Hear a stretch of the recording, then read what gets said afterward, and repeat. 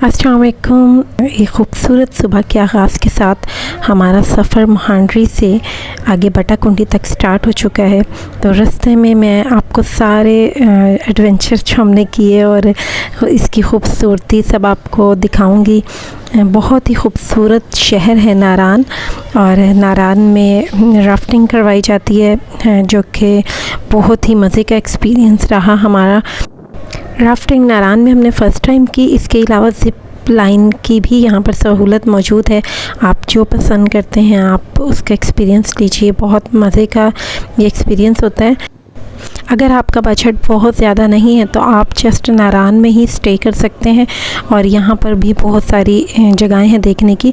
जब हम पहले आए थे तो हम बस नारान तक ही आए थे, और नारान में हमने झील सैफुल मलूक देखी थी, और इसके अलावा एक आंसू झील होती है। झील सैफुल मलूक से थोड़ा आगे होती है आंसू झील, वहाँ थोड़ा पैदल चल कर जाना पड़ता है। बहुत ही खूबसूरत झील है झील सैफुल मलूक, और ये इसके अलावा जो आंसू झील की मैं बात कर रही हूँ। और नारान बाज़ार बहुत खूबसूरत है, यहाँ की रात बहुत शानदार होती है। हम थोड़ा थक गए थे, इस वजह से हम महांडरी पे ही रुक गए, क्योंकि रास्ता थोड़ा ख़राब था, ट्रैक टूटा हुआ था, इस वजह से हमें ज़्यादा टाइम लग गया। लेकिन हमारी कोशिश थी कि हम नारान में ही रुकते, क्योंकि नारान की नाइट बहुत खूबसूरत होती है। यहाँ कागान से थोड़ा सा आगे और नारान से पहले दोनों के बीच में एक डैम न्यू प्रोजेक्ट बना है, सूखी किनारी हाइड्रो पावर प्रोजेक्ट, जो कि तकरीबन कंप्लीट है। तो वो बहुत ही खूबसूरत डैम है। वहाँ पर भी हम लोगों ने थोड़ा टाइम स्पेंड किया, तकरीबन 10 to 15 मिनट। तो वो भी मैं आपको डैम चेक कराती हूँ। उसका नाम है सूखी किनारी, और जैसे कि मैंने आपको बताया वो नारान और कागान के दरमियान में बना हुआ है। ये एक हाइड्रो पावर प्रोजेक्ट है, और जो टनल इसे मिलाती है इस डैम से, उसकी लंबाई तकरीबन 420.8 मीटर है, जो कि बहुत ज़्यादा लंबी टनल नहीं है। लेकिन एक न्यू टनल बनाई है इन्होंने सूखी किनारी डैम तक से आगे जो हमने गुजर कर जाना है उसके लिए। ये 2 वे है, इसमें थोड़ी सी लाइट हमें डिम रखनी पड़ती है। ये देखिए टनल ख़त्म हो चुकी है। मैं आपको आगे इस डैम का विज़िट करवाती हूँ। बहुत ही खूबसूरत ब्लू कलर का इसका पानी है, आप इसको विज़िट कीजिए।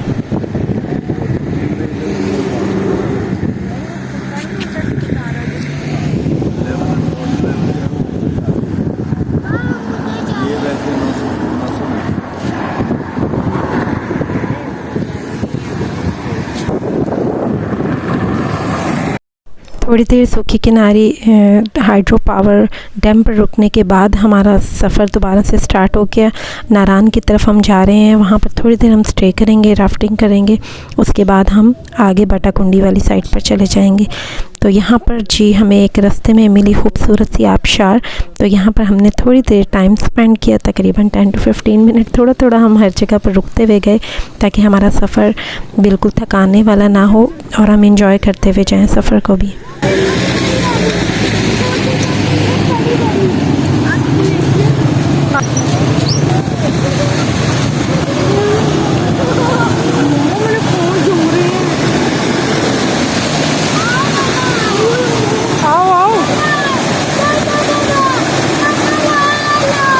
तो ये ग्लेशियर्स का पानी है।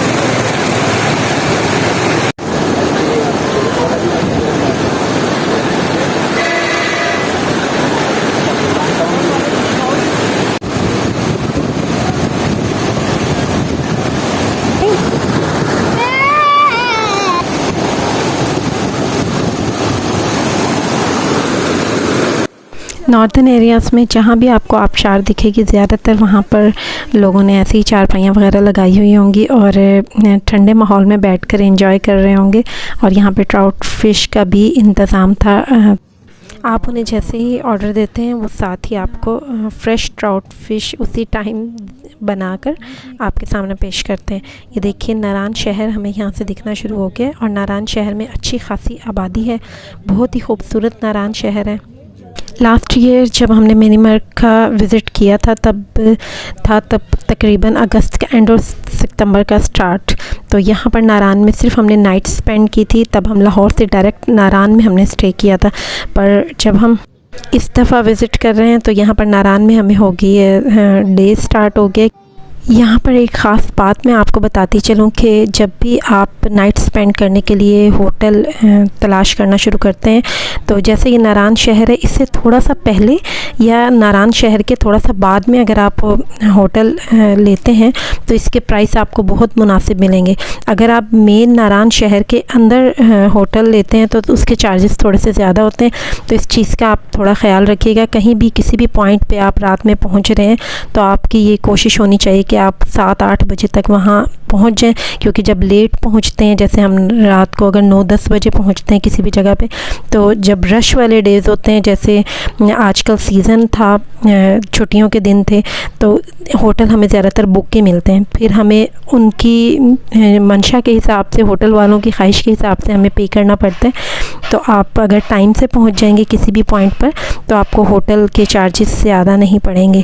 तो यहाँ पर देखिए, ये नारान शहर बाज़ार था जिसमें से हम गुज़र रहे थे।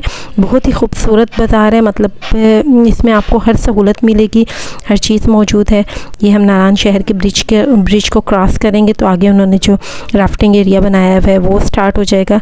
आगे चलकर हम उसको विज़िट करते हैं। नारान में काफ़ी सारे पहाड़ मट्टी के भी हैं, तो यहाँ पर ग्रीनरी बहुत है। इसी वजह से ही है क्योंकि इनके यहाँ पहाड़ों में मट्टी मिक्स है, तो आपको यहाँ पर लैंड स्लाइडिंग अक्सर दिखेगी। तो यहाँ पर गाड़ी थोड़ी सी एहतियात से चलानी पड़ती है। ज़मीन पे हमें जगह जगह लैंड स्लाइडिंग के पत्थर वगैरह दिखे। वैसे तो ये साथ के साथ हटा देते हैं यहाँ की इंतज़ामिया, लेकिन फिर भी थोड़ा एहतियात करना पड़ता है इस इलाके में। यहाँ पर देखिए जी, यहाँ पर ज़िप लाइन भी है और यहाँ पर राफ्टिंग भी कराई जा रही है।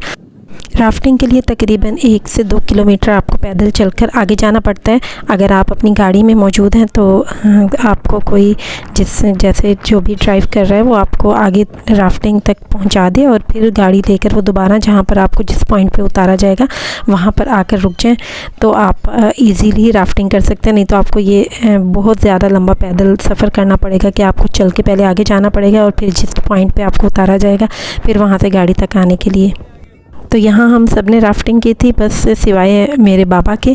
तो बाबा गाड़ी पर पहले हमें यहाँ राफ्टिंग तक उन्होंने हमें उतारा और फिर वो उस पॉइंट पर पहुँच गए जहाँ ये राफ्टिंग ख़त्म होनी थी। तो हम वहाँ से गाड़ी में बैठकर हमने बाकी का सफ़र आगे स्टार्ट किया। 800 रुपीज़ ईच पर्सन इसकी टिकट है, चाहे वो 6 साल का बच्चा ही क्यों ना हो, उसकी भी 800 रुपीज़ ही ये लोग चार्ज करते हैं। 5 साल से कम एज के बच्चे को ये लोग नहीं बिठाते और सेफ़ भी नहीं होता। चलें जी, आप अब हमारे साथ राफ्टिंग का मज़ा लीजिए। अच्छा बात सुने, आपके पाँव के नीचे एक लेग ग्रिप होगा, उसमें एक पाँव आप लोग ग्रिप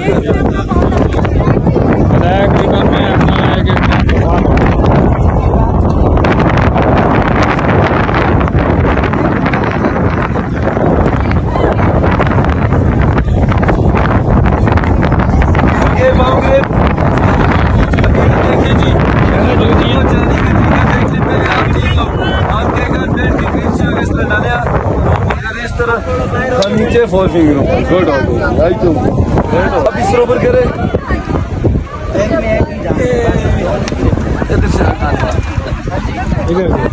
सही। रास्ते में जाने के लिए आप लोगों को 3 कमांड मिलेंगे, एक फॉरवर्ड, एक बैक और एक स्टॉप।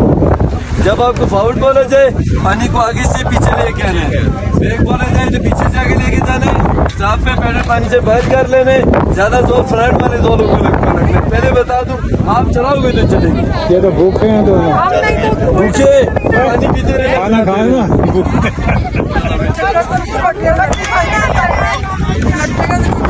नहीं लड़की नहीं, आप बस दुआ करते रहे।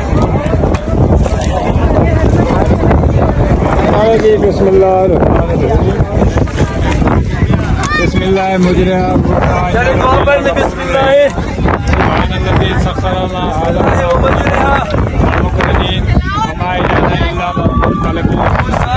दुआ पढ़ लो। रब्बी बार भाई भाई कर ले मेरा जाओ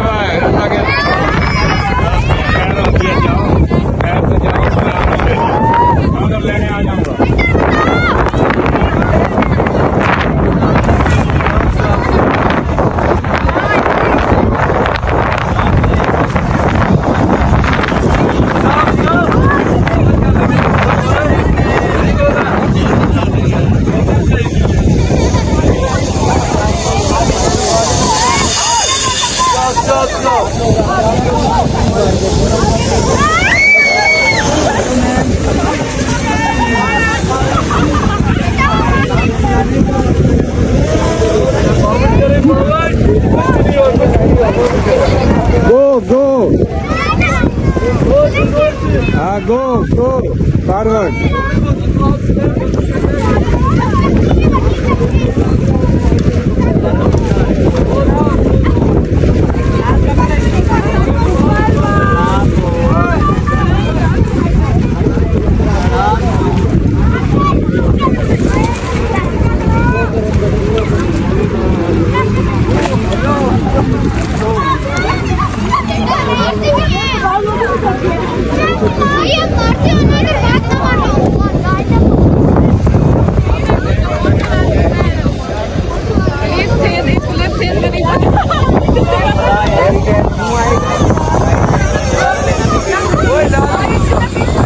यार अब यही पे खड़ के इस तरह करके